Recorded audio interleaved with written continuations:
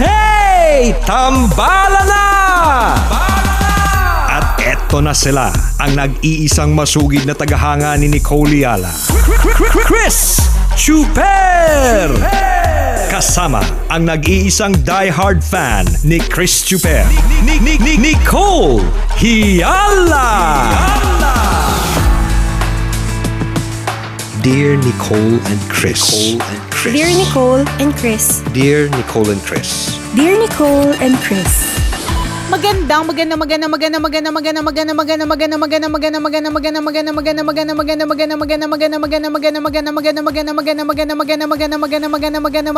morning, Luzon, Visayas at Mindanao, Metro and Mega Manila. Hi partner. Hi partner! Kumusta ka naman ngayong araw na ito? Mukhang nakakain ka ng tama, busog mukhang masarap ang kinain mo kanina kasi nalalanghap ko yung hininga mo. Medyo hindi medyo kanais-nais yung amoy ng hininga mo dito sa akin ngayon. Malalaman mo talaga sa amoy ng hininga. Oo, di ba? Naku, Pag masarap ang ulam o hindi. Totoo Ay, yun, nako. Oy, sana po ang amoy ng hininga ay hindi masyadong bulok. Sana ang amoy ng hininga ay hindi bulok kasi nakakain ng masarap or hindi bulok kasi nakapag-toothbrush naman. Yan. Tama. Nakakaloka. Minsan nakakatamad mag-toothbrush. Oo, kaya. Umamin. Oo, kaya ewan ko ba. Nakaka-allergy. Kinonfirm mo pa talaga. Oo, kaya. Siguro nasanay lang tayo na hindi talaga tayo yung tipo ng taong hindi hygienic. Kaya para sa ibang mga tao, parang kadiri naman tong dalawa. Pero sa mga kagaya nating 'di ba, na hindi talaga nagtutoothbrush, okay lang, hindi big deal. Ay, nako. Ikaw ba nung bata ka, pumapasok kang hindi nagtutoothbrush? Ako aminin ko, Oo. Depende kung may pambili ng toothpaste. Wala rin pambili ng toothpaste pala no. Alam mo, ang kagandahan na nga lang sa mundo ngayon, nakamask yung mga tao. 'Di ba? Tama. Ikaw lang ang mamamatay sa sarili mong hininga. Totoo. Hindi madadamay ang ibang tao, 'di ba? Hindi ka nagkakalat ng air pollution. Correct. Hindi ka makakapanapak yan ng hininga, ng amoy na hindi maganda. O, shout out po sa mga hindi, anong oras na? 8:00 na, kanina pagising, ang dami ng ginawa, ang dami ng kinausap, nakapag-Zoom meeting na, pero hindi pa nakapag-toothbrush. Wow. Marami namang relate sa ganyang klase mga eksena. Hindi lang yun. Hindi lang sa hindi nakapag-toothbrush. Ang dami na nakausap, ang dami na nangyari buong araw, hindi pa nakaligo, 'di ba? Buti na lang Zoom meeting. Oo, buti na lang. Pero huwag ka magtataka kung yung panty mo, yung pajama mo, yung t-shirt mo, nakakatayo na siya sa kanyang sariling mga paa. Kasi may sarili na siyang buhay, may sarili na siyang ecosystem. Totoo. Dahil matindi na yung dumi. Huwag magtaka. Oo, nagtatampo na nga yung almirol nyo. Sabi niya, hindi nyo na ako ginagamit. Libag na yung nagpapatayo sa pantalon ninyo. Diba? Libag na yung nagpapatayo sa medyas ninyo at saka sa t-shirt ninyo dahil sa tindi ng kapal ng libag. Samantalang dati para tumigas ang isang damit, diba? Gustong-gusto na matatanda yung pinapatigas yung damit kasi hindi na kailangan planchahin masyado. Tawag doon almirol. Yan, baka ngayon yun lang po nadinig. So ngayon nagtatampo na yung almirol ninyo kasi hindi nyo siya nagagamit. Kasi nga, libag na yung nagpapatayo sa damit ninyo. Ewan ko ba't yung matatanda, tuwan-tuwa sa matigas dati, no? Usong ina-almirol yung damit. Type nila yung yung matigas na matigas yung mga damit nila. May ganun silang Oo. Yung meron nga akong isang tito partner, yung collar niya, hindi niya lang basta-basta inaalbero, nilalagyan niya pa ng karton. Nilalagyan niya ng manipis na cardboard. Oo, hindi niya tinatanggal yung yung kapag binibili siya, 'di ba, yung naka-plastic tapos ang tigas-tigas nung collar kasi may cardboard. Hindi niya tinatanggal. Sabi niya pogi points niya daw yun, parang feeling niya kapag ka daw nakatayo yung collar, lahat daw nakatayo. Sabi ko, ano daw? yun ang nagiging batayan kaya pinanatili niya nakatayo ang kanyang collar. Ako naalala ko dati, talagang lola ko sobrang ang tiyagang mag-almirol. Ang proseso kasi ng pag-almirol, mga kaibigan, para ibababad mo sa gawgaw or hindi ko alam, basta parang may arinang ibinabad sa sa tubig, tapos may kasamang fabric conditioner din, tapos ibababad mo siya. So pag natuyo, ang tigas po ng damit mo, para siyang plantsadong kaya niyang tumayo talaga, literal mag-isa yung damit. So yun yung mga uniform ko dati. yung polo, yung white uniform, sinusuot ko talaga na naka-almirol. Ang tigas-tigas niya, partner. Feeling ko bumabangga yung collar sa panga ko. Sobrang tigas niya. Tapos hindi pa kontento yung lola ko noon. Hindi lang ina-almirol. Tinitina. Alam mo yon, yung tina ng blue. Yung hindi. Tina. Ay, alin? Kaya tinitina, kaya medyo bluish siya. Oo, para daw, ang sabi ng correct. matatanda, para magmukhang bago. Kasi di ba dati ang problema ng mga naglalaban ng mga puting damit, naninilaw. 'Di ba? So para ma-prevent yung paninilaw ng puting damit, binababad nila sa tina para magmukhang laging bago. Yung lola ko, ilang takal yun ng tina yung nilalagay. Pag datuyo yung damit ko, bluish. Oh, kaya pagpasok ko sa classroom, umaangat talaga ako, partner. Iba-iba yung kulay ko. Bluish yung medyo light blue yung kulay ng damit ko, ng polo ko. Yung sa sobrang effort gawin yan. May glow. Hindi na sumunod. May glow. Hindi yun, partner. Hindi sa may glow. Hindi ka na sumunod sa tunay na school uniform na color white. Blue na yung sa'yo. Nakakaloka, no? Alam mo, masasabi mo lang din talaga na ibang-iba yung panahon noon sa panahon ngayon. Meaning, sobrang nung mga panahon na yon, grabe yung effort ng mga tao pagdating sa paglalaba, Yes. pagdating sa pagluluto, 'di ba? Parang Totoo. talagang sinatsagaan lahat ng mga bagay-bagay. Ngayon kasi instant na eh. Parang pwede mo nang isalpak, 'di ba? Dati, partner, aliw na aliw ako, natatandaan ko pag umuwi ako ng Bicol, tapos nakikita ko kung paano yung sistema, yung ganda ng sistema ng paglalaba, yung una pa lang, yung paghiwalay pa lang sa decolor sa puti, tapos yung kung saan sila binababad, tapos yung dalawang balde na ito yung banlawan na una, ito yung pangalawa, yes. tapos yung pag-scrub ng mga damit, May 'di ba, yung mga sistema ganun, sila, parang no? may sistema, nakakaaliw talaga at nakakatuwa. Tapos I think siguro ngayon ginagawa pa rin yan, no? Madami pa rin nagmamanual. Kasi marami pa rin ang gusto nila manual kind of labalabaying. Labalabaying. Of laundry, diba? Labalabango. Labalabaying. Labalabaying, diba? Pero meron ng mas modernong paraan ng paggawa. 'Di ba, sino naman mag-aakala, partner, na card, 'di ba? Minsan may mga bukod sa coin, may mga decard na mga washing machine. Kung paano sila i-operate via card or via coin, 'di ba? May mga coin operated, galing, card operated, 'di ba? Sobrang galing na, samantalang yung kunento mo kanina, partner, 'di ba? Magtitina, ifa-fabcon, 'di ba? Ang daming mga pagdadaanan na matindi, pati sa pagluluto, 'di ba? Ngayon instant na, nagulat talaga ako sa instant gata, partner, kasi nabuhay tayo tayo mga batang 90s. Nakita natin yan eh. Crush na crush ko, partner, yung mga nagkakayod ng nyog. Parang Kasi galing nilang kumayod o kayod ng kayod.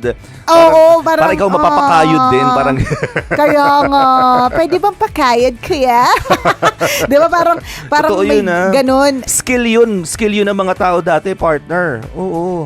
Skill yun na talagang kakayurin mo yung nyug para magkaroon ka ng masarap na ulam na Correct. gata. At bibihira kasi sa isang correct. lugar, sa isang community, yung may kayuran, may gilingan, di ba? Dati dadali mo yung mani para maging peanut butter, yung nyug para maging gata or para makayod. Bihira lang yung mga lugar sa isang community na may ganong gilingan at saka kayuran. So, each household, meron silang kayuran na mano-mano, yung uupuan mo tapos merong bakal sa harapan, tapos kukudkurin mo yung nyug.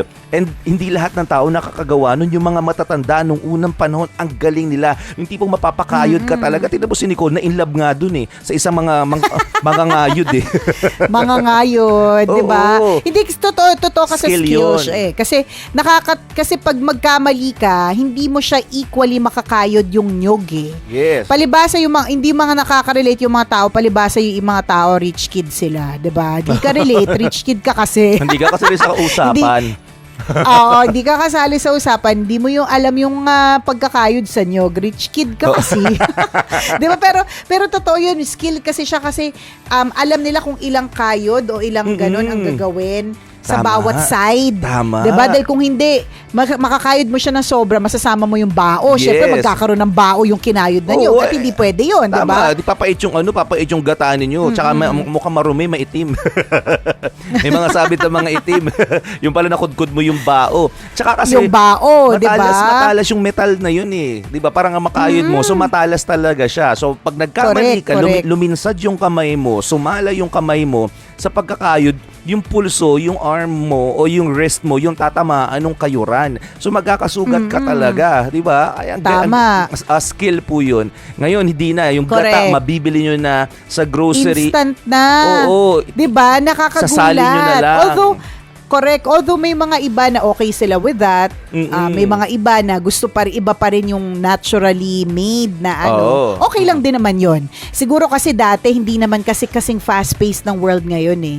Ngayon kasi sobrang fast-paced, partner, na parang ang bilis-bilis. Parang ano ba to? Ba't ganito yung nangyayari? Ang bilis. Tingnan mo nga, partner, we are on our last week of January. Yes. 'Di ba? Napakabilis, hindi natin inakala. Alam mo yung anak ko paulit-ulit na sinasabi na malapit na daw yung birthday niya sa May. Sabi ko, it's so far. Pero come to think of it, partner, Feb na next week. Oo nga naman. 'Di ba? Kung halimbawa meron kang pagpaplano na birthday event or event, talagang at least 2 months ang pagpaplano kung meron man. 'Di ba? Ngayon kasi hindi posible. Pero alam mo 'yun, ibig sabihin, ganun kabilis. Sabi niya nga Totoo. kanina nung kausap ko siya, sabi niya, time is so fast, mom.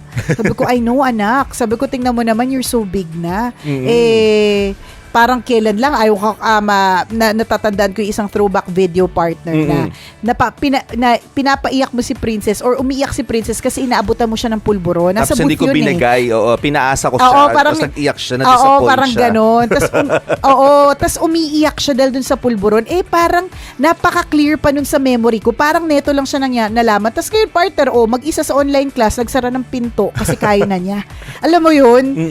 Alam mo yung ganon, Time sobrang flies. bilis talaga eh. Time Yes. flies talaga. Kaya nga, yun, na pag-uusapan natin, partner, yung tungkol dun sa mga teknolohiya pagdating sa mga damit, pagdating sa pagluluto, pagdating sa paglalaba, di ba? Pagdating sa Ang bilis panliligaw, talaga ang eh. bilis na din. Kasi nung mga Yun na panahon, din, di instant ba? na rin. Dati naalala ko yung pahirapan talaga panliligaw sa mga babae noon. Hindi basta-basta. Correct. Yung mga matatanda, Correct.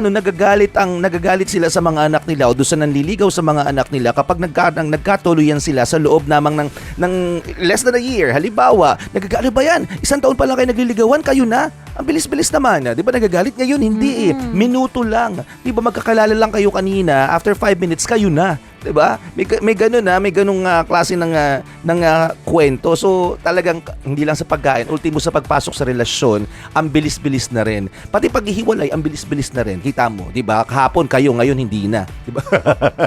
Ganun kabilis. Totoo yan. Time is changing. Diba? Mm-mm. Correct. True lalo at walang halong eklabu. Pati nga, partner, pagdating sa nag-Facebook live ako nung Monday, may mga nagme-message doon na napanood tayo sa mall show sa Robinsons Manila, yung mga ganun. So, ang daming mga ganong klaseng memories. Kasi noon, isipin mo 2008 nga lang, 'di ba? Isipin mo noon, partner, the only way para makita mo yung paborito mo is pupuntahan mo sila sa public event nila. Yes. Ngayon at anytime, 'di ba? Pag nag-live, nag-Kumu, nag-TikTok, nag-Facebook live, 'di ba? Yes. Nag-like ka, maaari nag-bigo. na. Correct, 'di ba? Tapos, partner, noon parang takot na takot kang ibigay yung number mo sa mga tao kasi malalaman nila. Ngayon parang hindi na nga masyado ginagamit yung number eh.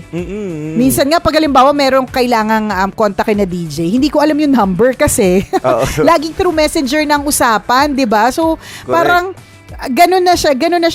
Kaya nga hindi na issue sa akin kung halimbawa ang number kumalat. Of course, syempre, privacy mo pa rin yun. Pero hindi na siya ganun ka big deal. Kasi Tama. hindi man makuha yung number mo, there are other ways to reach you. Tama. Hindi katulad dati na parang, pag gusto mo makausap yung ganitong klaseng artista, hahanapin mo muna kung sino yung pinakamalapit sa kanyang manager o kung sino may kakilala sa kanya para makareach yung message sa kanya. Ngayon, hindi eh. Tama. 'Di ba? Pag alam mo yung messenger account, pag meron siyang official Facebook page, official IG, 'di ba? Maano mo na, mabibigay mo na yung mensahe. So, Tama. ang bilis bilis. Dun pa lang, partner, ang laki na ng pagbabago. Grabe, Iba no? talaga. Sipin mo, no? Bilis. Naalala ko talaga nung mga panahon na yun kung paano mo, kung gaano kahirap kontakin ang isang tao. Diba? Kumbaga, importante yung pag-uusapan nyo pero hindi mo siya makontak dati. Diba? Magtatanong ka kung kanino, may number ka ba ni ganito? Saan ba ang bahay ni ganito? Ano bang address niya? Nakatira pa ba siya doon? Dati, diba? Ngayon, hindi mo na kailangan gawin yun. I-search mo lang yung pangalan niya sa Facebook o kaya sa common friends ninyo na feeling mo kakilala niya. And magugulat ka, oo nga, nakontak ko instantly yung taong gusto kong kausapin. Diba? Hindi lamang yun, lahat ng detalye ng buhay niya makikita mo. Diba? Yung diary ng buhay niya, kasi nakapost ano nangyari sa kahapon, ay, doon na pala siya nakatira, ay, kakagaling lang niya sa Batangas isang araw. Tingnan mo kamiting niya si ganito, Diba? So, ganun kabilis. Talagang nagbago ang takbo ng panahon. In so many ways, in so many levels. So, totoo. Diba? Oo, napaka-instant at napakagaling na mga bagay-bagay talaga. Well, ang bilis po ng takbo ng panahon, ang bilis ng takbo ng mga araw. So, isa lang pong pagpapaalala that we enjoy each day. Kasi, hindi natin alam kung hanggang kailan, 'di ba? Tsaka minsan kapag masyado tayong caught up in the fast-paced world, hindi na natin siya na-enjoy Para na lagi na tayo nagmamadali, parang lagi nang clouded yung utak natin. Mahirap 'yun. Kaya let us do our best to enjoy pa rin each and every single day na binigay sa atin ni Lord. Be thankful, be grateful. Okay, mamayang 9:00 tayo magkakabanding-bandingan. Ako po si Nicole Yala. At ako naman si Cambio King Chris Chuper. Na nagpapaalala, una magdasal ka para mabuhay ka. Pangalawa, mag-face mask ka para mabuhay naman ang iba. Yon! Always your number one. SM Radio Station.